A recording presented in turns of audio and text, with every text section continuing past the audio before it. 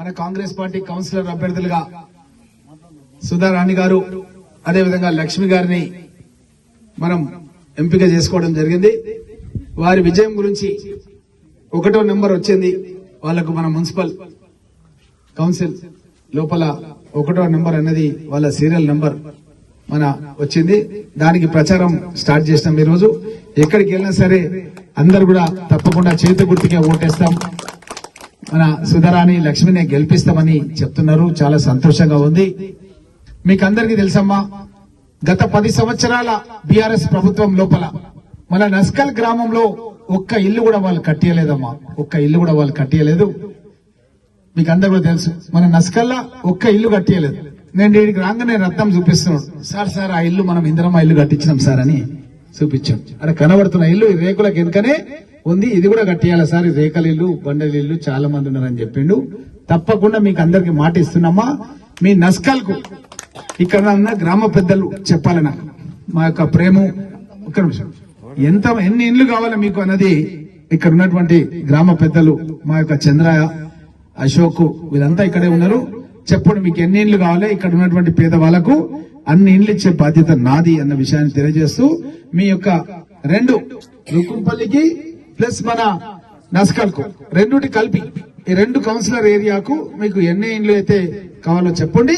అందరికి ఇక్కడ ఉన్న వాళ్ళందరికీ కూడా, ఆ మీటింగ్ లో ఉన్న వాళ్ళందరికీ కూడా, ఇక్కడ ఉన్న వాళ్ళందరికీ కూడా, కొంతమంది చేన్లకు పోయినారు, కొంతమంది ఆ చెట్ల కింద ఉన్నారు, కొంతమంది అక్కడ ఇంతకుముందే కలిసి వచ్చిన వాళ్ళు మన ఇంటికి వచ్చారు. అప్పుడు మన మహిళా సంఘాల బిల్డింగ్ కట్టాలని అక్కడ ఒకరు చనిపోయారు. వాళ్ళకి సంబంధించింది ఒకటి ఈ రోజు మొత్తం ఆడ భోజనాలన్నీ తయారు చేస్తున్నారు. ఎవరిల్లది కమ్మరెంకట వాళ్ళు మన ఇంటికి కూడా వచ్చిపోయారు. నన్ను అడిగిపోయారు మహిళా సంఘం బిల్డింగ్ కట్టాలని. వాళ్ళ దగ్గర పోయి మాట్లాడి వచ్చినప్పుడు అయితే చెప్పు చంద్ర, మన ఊరికి ఎన్ని ఇండ్లు కావాలి చెప్పు, అది ఇచ్చే బాధ్యత నాది. వాళ్ళంతా సిద్ధంగా ఉన్నారు. మన లక్ష్మిని అదేవిధంగా మన సుధారాణిని గెలిపించడానికి నస్కల్ ప్రజలు సిద్ధంగా ఉన్నారు. ఇండ్ల సమస్య చాలా ఉంది, ఇక్కడ నీళ్ల సమస్య చాలా ఉన్నది. ఈ 2 పరిష్కారం చేయడానికి నేను సిద్ధంగా ఉన్న విషయాన్ని తెలియజేస్తూ ఎన్ని ఇండ్లు కావాలో చెప్పు. సార్ మా నస్కల్ ఒక 30 ఇండ్లు కావాలి, రుకుంపల్లెకి ఒక 20 ఇండ్లు కావాలి సార్. 50 ఇండ్లు కావాలని అడుగుతాడమ్మా చంద్రయ్య. 50 ఇండ్లు నేను మీకు మంజూరు ఇస్తున్నా. ఈరోజు ఇది నా చేతిలో ఉన్నది, వాళ్ళ చేతిలో లేదు. వాళ్ళు 10 ఏళ్ల నుంచి ఒక్క ఇల్లు కట్టలే. నేను నస్కల కట్టిస్తున్నా.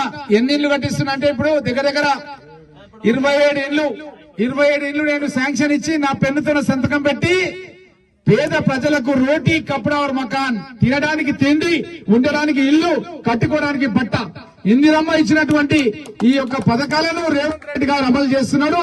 27 ఇండ్లు నేను కట్టిస్తున్నా. నేను అడుగుతున్నా బీఆర్ఎస్ వాళ్ళని, మీరు రేపు పొద్దుగాల ఏ ముఖం పెట్టుకొని ఓట్లాడడానికి వస్తారు? ఆ 10 ఏళ్లలో ఒక్క ఇల్లు కట్టడానికి శాత కాలేదు. రేపు ఏ ముఖం పెట్టుకొని వస్తారు? మా ముఖ్యమంత్రి రేవంత్ రెడ్డి గారు 7వ తారీఖు రోజు పరిగికి వస్తున్నాడు. పరిగికొచ్చి పరిగి నియోజకవర్గంలో, పరిగి మున్సిపాలిటీలో ఎంత మందికి ఇండ్లు కావాలో, ఎంత మందికి నీళ్ల వసతి కావాలో, ఎంత మందికి రోడ్లు కావాలో అవన్నీ కూడా శాంక్షన్ ముఖ్యమంత్రి గారు నాకు చేసిండు. నేను మీకు చేస్తా అని మీకు అందరు కూడా స్పష్టంగా తెలియజేస్తూ ముఖ్యమంత్రి గారి నోటి ద్వారా ఈ మాటలు వినడానికి మిమ్మల్ని అందరూ కూడా 7వ తారీఖు రోజు సుల్తాన్పూర్ గ్రామానికి మిమ్మల్ని ఆహ్వానిస్తున్నా. ముఖ్యమంత్రి గారు స్వయంగా రేవంత్ రెడ్డి గారు వచ్చి మీకు మాట ఇస్తాడు. మీ గ్రామాన్ని ఏ విధంగా అభివృద్ధి చేస్తామని చెప్తాడు. వాళ్ళు 10 ఏళ్ల నుంచి ఒక ఇల్లు కట్టలేదు, ఒక రేషన్ కార్డు ఇవ్వలేదు, ఎవరికి సోనా మసూరి బియ్యం ఇవ్వలేదు, ఎవరికి కూడా వాళ్ళు కరెంటు ఉచితంగా ఇవ్వలేదు, ఎవరికి రుణమాఫీ చేయలేదు. మనం 2 లక్షల రూపాయల వరకు మన నస్కల్ గ్రామానికి 5 కోట్ల రూపాయలు రుణమాఫీ చేయడం జరిగిందన్న విషయాన్ని కూడా మీకు అందరు కూడా తెలియజేస్తున్నాను. మహిళలు ఎవరైనా అనుకోకుండా పాము గరిచో టక్కరయ్యో చనిపోతే వాళ్ళ పిల్లలు అనాథలు కావద్దని వాళ్ళకు 10 లక్షల రూపాయల చెక్కు వాళ్ళ పిల్లల గురించి ఇవ్వడం జరుగుతుంది. వాళ్ళు చేసిన అప్పును రద్దు చేయడం జరుగుతుంది. ఇది కాంగ్రెస్ పాలన అంటే ఈ విధంగా ఉంటది. ప్రభుత్వంలోకి రాగానే ప్రతి ఊర్లో కూడా మీ గ్రామ సమస్యలు ఏమున్నాయి, మీకు ఇండ్లు కావాలా, రేషన్ కార్డు కావాలా, కరెంటు కావాలా, దరఖాస్తులు ఇచ్చి మీతో దరఖాస్తులు నింపుకొని ఒకటిగా 8 లక్షల కోట్ల రూపాయలు అప్పు చేసి కేసీఆర్ మన నెత్తి మీద పెట్టిపోతే మన ముఖ్యమంత్రి రేవంత్ రెడ్డి గారు 2 లక్షల వల్ల అప్పు చేసి ఆ మిత్తి కట్టడం, కిస్తులు కట్టడం అనేది చేస్తున్నాడు. ఇలాంటి మన ప్రభుత్వాన్ని మీరందరూ కూడా ఆశీర్వదించాలి. ఈ రోజు కేసీఆర్ యాడున్నాడంటే తాగి ఫామ్ హౌస్ లో వండుకున్నాడమ్మా. 8 లక్షల కోట్ల రూపాయలు అప్పు చేసి అసెంబ్లీకి వస్తలేరు, మాట్లాడతలేరు. మీరు చూస్తున్నారు కదమ్మా. ఆయన బిడ్డనేమో జైల్లో పెట్టారు. ఎందుకు పెడతారమ్మా జైల్లో? బందిపోటు దొంగలను పెట్టేటటువంటి జైల్లో పెట్టిరు. మామూలు జైలు కాదు అది, తిహార్ జైల్లో పెట్టిరు ఆమెను. ఎందుకంటే మన రాష్ట్రంలో లక్షల కోట్ల రూపాయలు మన పేదలు చెమటోడ్చి కష్టపడి సంపాదించిన డబ్బుని వాళ్ళు మొత్తం కూడా దోచుకొని విదేశాలలో దాచుకొని ఈ రోజు కేసులలో పసాయించి జైల్లో చుట్టుముట్టు తిరుగుతున్నారు. కేసీఆర్ గాని, కేటీఆర్ గాని, హరీష్ రావు గాని, కవిత గాని, మీరంతా కవిత సంగతి చూసిరు టీవీలల్లో. ఇట్లా మన రాష్ట్రాన్ని అధోగతి పాలు చేసిరు వాళ్ళు. వాళ్ళ శిష్యులు ఉన్నారు మన ఊర్లో. మీకు తెలుసు వాళ్ళు ఎవరో నేను చెప్పొద్దు. వాళ్ళు రేపు పొద్దుగాల కారు గుర్తు తీసుకొని మీ ఇంటికి వస్తారు. వాళ్ళు రాగానే దర్వాజలు పెట్టుకోవాలమ్మో. దొంగలు వచ్చి మన ఇంట్లోకి వెళ్లి బంగారం ఎట్లా ఎత్తుకపోతారో, మన ప్రభుత్వ ఖజానాకి డబ్బులు కూడా వీళ్ళు ఎత్తుకపోయినా వాళ్ళ శిష్యులు మన ఊర్లో ఉన్నారు. వాళ్ళని మాత్రం మీ ఇంట్లోకి రానియకుండమ్మా.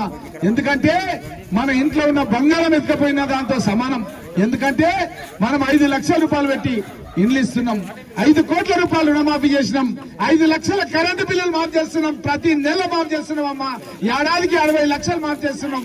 ఈ 5 ఏళ్లలో 3 కోట్ల రూపాయల కరెంటు బిల్లులు మన నస్కల్ గ్రామానికి మాఫ్ చేస్తున్నాం అమ్మా. ఇప్పటి వరకు 110 కోట్ల రూపాయల కరెంటు బిల్లులు పరిగి నియోజకవర్గానికి మాఫ్ చేసినాం. 300 కోట్ల రూపాయలు రైతులకు రుణమాఫీ చేసినాం.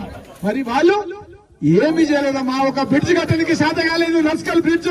ఇప్పుడు నేను వచ్చినప్పుడు చూసుకుంటూ వచ్చిన బ్రిడ్జ్ కాడ పని పెద్ద జేసీబీలు పెట్టి పనిచేస్తున్నారు. ఇది కాంగ్రెస్ పాలన అంటే ఇది. పేదవాళ్లను అభివృద్ధిలోకి తీసుకోవడమే కాంగ్రెస్ పార్టీ యొక్క అభిమతం. కాబట్టి మీరందరూ కూడా ఎవరు పని చేసేటోళ్ళు, ఎవరు పని చేయని వాళ్ళు అన్నది మీకు తెలుసు. మాయ మాటలు చెప్పేటోళ్ళకి ఇబ్బందుల పాలు చేసి, బ్లాక్ మెయిల్ చేసి, బెదిరింపులు చేసే వాళ్ళ మాటలు వినకండి. కలెక్టర్ ఆఫీస్ వాళ్ళన్నా, వికారాబాద్ రైల్వే స్టేషన్ వాళ్ళన్నా మనకు 4 లైన్ల రోడ్ ఉంటే టక్కర్ కాకుండా అయితే. నిన్న రాత్రి నేను చూసిన వాట్సాప్ ఓపెన్ చేయాలంటే నాకు భయం అవుతుంది. పరిగిల యాక్సిడెంట్ అయిందని మొత్తం నెత్తురు కాడుతుంది, ఫోటోలు పెట్టి. నిన్న రాత్రి నరసింగపుర బొల్లు చనిపోయినట్టు, ఇక్కడ చనిపోయినట్టు. ఎందుకంటే టక్కర్ అవుతుందమ్మా. ఇప్పుడు తను ఎందుకంటే పిల్లలు మోటార్ సైకిల్ తీసుకొని పోతున్నారు. ఈ యొక్క రోడ్లు ఏమో చిన్నగా అయిపోయినాయి, బండ్లు ఏమో స్పీడ్ ఎక్కువైనాయి మా కార్లకు కానీ మోటార్ సైకిల్ కానీ. అయితే ఆ బండ్లకు తగ్గట్టు మన రోడ్లు ఉండాలా లేదా ఏమంటావు? ఇప్పుడు మా అమ్మకు తెలుసు, మన బండ్లకు తగ్గట్టు మన ఎడ్లు కూడా ఉండాలి వ్యవసాయానికి అంటాడు మా గోవర్ధన్ రెడ్డి అంకుల్. అందుకొచ్చి ఎడ్లు తెచ్చాడు, పెద్ద ఎడ్లు తెచ్చాడు. మొన్న చూపించింది నాకు ఎడ్లు ఎప్పటికుంటాయి. అదే అంటున్నా, అట్లా మనకి కూడా ఎట్లుండాలంటే మనకు కూడా రోడ్లు బాగుండాలి. మన బండ్లు ఏమో బాగున్నాయి, రోడ్లు బాగాలేమంటే ఏమవుతున్నాయి.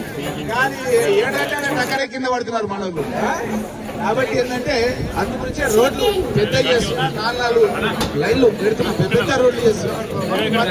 పట్నం పోయినాము చూసినా కదా, మన్నెగూడ నుంచి పట్నం రోడ్డు 4 లైన్ల రోడ్డు. చాలా మంది టక్కరై చచ్చిపోయారు. ఇప్పుడు మొత్తం కంప్లీషన్ దగ్గర పడ్డది. చూసిరామా, అది నేనే చెప్పించిన.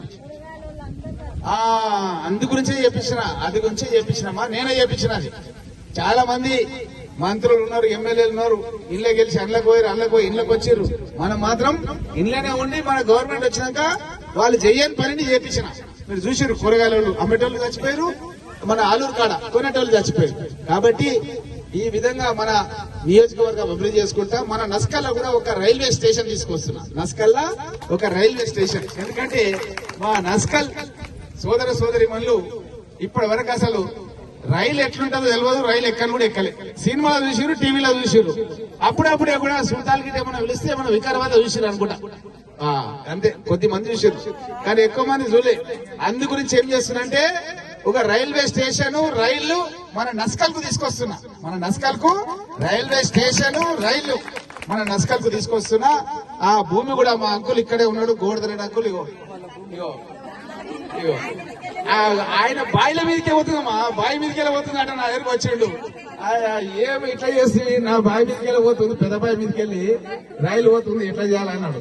అదే పోతే మన తాతల తండ్రులు మనకు బస్తీ ఇచ్చిర్రు, మన ఊరికి రైల్వే స్టేషన్ వస్తుంది, మన ప్రజలు సంతోషపడతారు, మన పిల్లలు చదువుకుంటారు, పట్నం పోయి చదువుకుంటారు, కొలువులు చేసి వస్తారంటే సరే మరి జర నాకు కూడా ఏమన్నా చూడు మరి అంటున్నాడు.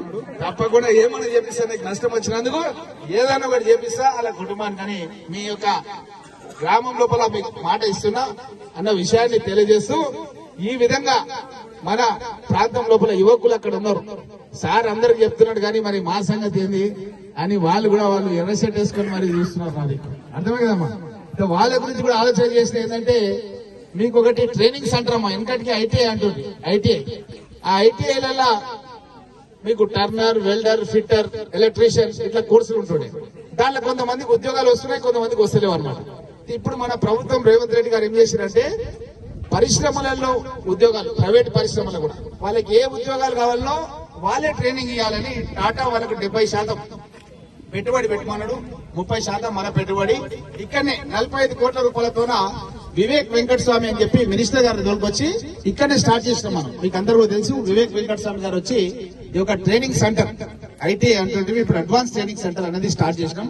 దాంట్లో నిరుద్యోగ యువకులకు వాళ్ళందరికీ కూడా ట్రైనింగ్ ఇచ్చి మన దగ్గరనే పారిశ్రామిక వాడ కాలాపూర్ పరిసర ప్రాంతాల లోపల ప్రభుత్వ భూమి ఉంది. దాన్ని సేకరించి అక్కడ ఇండస్ట్రీస్ ఏర్పాటు చేసి దాంట్లో మహిళలు కూడా పనిచేసే పనులు ఉన్నాయి. అదేంటంటే అసెంబ్లింగ్ చేసే ఉంటాయి. కొంతమంది మీరు చూసి పిల్లలు చెవులకు పెట్టుకొని పాటలు ఇట్లా తిరుగుతుంటారు. చూసినా కదా, చూసిరా పాటలు చూసి డాన్స్ చేస్తుంటారు, చెవులకు పెట్టుకుంటారు. గమనించరా? అవన్నీ అసెంబ్లీ చేయాలన్నమాట. అవి అసెంబ్లీ చేయాలంటే మా పరిశ్రమ చెప్తారనుకో ఆయన తిరగొడతాడు. తెలుసు కదా, ఆయన బలాంగా విరిగిపోతాయి. అందు గురించి మహిళలు అయితే అది బాగా పనిచేస్తారని చెప్పి మీకే ఇస్తున్నారు అది ఉద్యోగం. దానికి చదువు అవసరం లేదు, దానికి ఏం అవసరం లేదు. అది ఖాళీ అసెంబ్లింగ్ చేయాలన్నమాట. సో అట్లాంటి పనులు మీకు కూడా మహిళలకు కూడా వయసు ఎక్కువనా కూడా ఏం కాదు, చదువు లేకున్నా కూడా ఏం కాదు. నెల జీతం ఇస్తారు. మీకు కొలువులు కూడా పెట్టిస్తాం. బస్సు నస్కలు తీసుకొచ్చి ఎక్కించుకొని తీసుకుపోయి మన పరిగి మండలనే, మళ్ళీ దూరం కాదు, పరిగి మండలంలో ఉద్యోగం చేసి ఒక 10 నిమిషాల ఫ్యాక్టరీకి పోతాం, డ్యూటీ చేసుకొని మళ్ళీ మన నస్కలు తిప్పిపోతున్నాం. ఈ విధంగా నెల జీతం ఇస్తారు. కాబట్టి ఇంత మంచిగా మనం ఈ రోజు ఒక మంచి ప్రణాళికతోన మీ దగ్గరికి రావడం జరుగుతుంది. అదే విధంగా పరిగి నుంచి కూడా మనం షాద్నగర్ కూడా కొంతమంది షాద్నగర్ హోటల్ ఉంటారు, 4 లైన్ల రహదారి శాంక్షన్ చేపించి అక్కడ కూడా పని చేపిస్తున్నా. ఇదే కాకుండా మన నస్కల్ నుంచి మా చంద్రయ్య వాళ్ళ యొక్క మిత్ర బృందం కూడా చాలా సార్లు నన్ను అడిగారు. ఇక్కడ రైతులు చాలా మంది ఉన్నారు. ఏమడిగారంటే వాళ్ళు ఒక రోడ్డు మన బసిరెడ్డిపల్లి నుంచి మా రామచంద్ర కూడా ఇక్కడ ఉన్నాడు. ఒక రోడ్డు మన గండి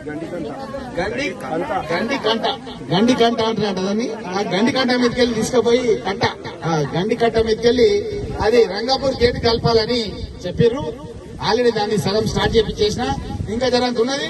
అది కూడా పూర్తి చేపించే బాధ్యత నాది అన్న విషయాన్ని మీకు అందరు కూడా తెలియజేస్తూ తప్పకుండా ఆ రోడ్డు కూడా బ్లాక్ టాప్ రోడ్ వేపిస్తాం. అది బీటీ రోడ్ వేపిస్తా. బీటీ రోడ్ వేపించి మన యొక్క నస్కల్ నుంచి బసిరెడ్డిపల్లి మీదకెళ్ళి అది రంగాపూర్ గేట్ కలుపుతాం. ఎందుకంటే ఎవరైనా రంగాపూర్ మీదకెళ్ళి మన కూడా వాళ్ళంటే ఇప్పుడు ఏం చేస్తున్నారంటే పరిగిపోయి ఇట్లా చుట్టూ తిరిగిపోతారు. చెవు ఇట్లా ఉందంటే ఇట్లా చుట్టూ తిరిగి పోవాల్సిన అవుతుంది మనకి. కాబట్టి ఇది డైరెక్ట్ గా మనం ఇక్కడ నుంచి రంగాపూర్ గేట్ మీద పోయి మన కూడా వెళ్ళిపోయి మనం హైదరాబాద్ పోవచ్చు, ఇంకెక్కడన్నా పోవచ్చు. కాబట్టి ఆ విధంగా రోడ్ వేస్తున్నా. మెయిన్ ఏంటంటే చేనులు ఉన్న వాళ్ళు చాలా మంది రైతులు, వాళ్ళకి రోడ్ వేయడం మూలంగా వాళ్ళ వ్యవసాయం పనులకు మంచిగా అవుతుంది. ఎందుకంటే వాళ్ళు యూరియా సంచులు ముందే తీసుకుపోయి పెడుతున్నారు. ఎందుకంటే పోనీగా తవ్వలేక వాళ్ళకి చాలా ఇబ్బంది అవుతుంది అని చెప్పి మందు సంచులను తీసుకుపోయి ముందే అలా పెట్టి దానికి భద్రంగా దాచి పెడుతున్నారంట, వాన పడితే పోనీగా రాదని. ఇప్పుడు ఈ రోడ్ వేయడం మూలంగా ట్రాక్టర్లు కూడా మోటార్ సైకిల్ కూడా ఆ రోడ్డు మీదకి వెళ్ళిపోయేటట్టు ఆల్రెడీ నేనే మోటార్ సైకిల్ తీసుకొని మన తమ్ముడు బండి బుల్లెట్ తీసుకొచ్చాడు. ఎక్కడ కనబడుతుంది నరేష్ ఎక్కడ అనంత్ రెడ్డి, నరేష్ వీళ్ళంతా బుల్లెట్ తీసుకొని వచ్చిన రోజు బుల్లెట్ తీసుకొస్తే ఆ బుల్లెట్ నడిపించుకుంటా నేనే పోయిన ఆ రోడ్డు మీదకి వెళ్ళి. మీకు అందరు కూడా తెలుసు. కాబట్టి ఆ రోడ్డును పూర్తి చేపించే బాధ్యత నాది. అదే విధంగా ఇవే కాకుండా మన ప్రాంతానికి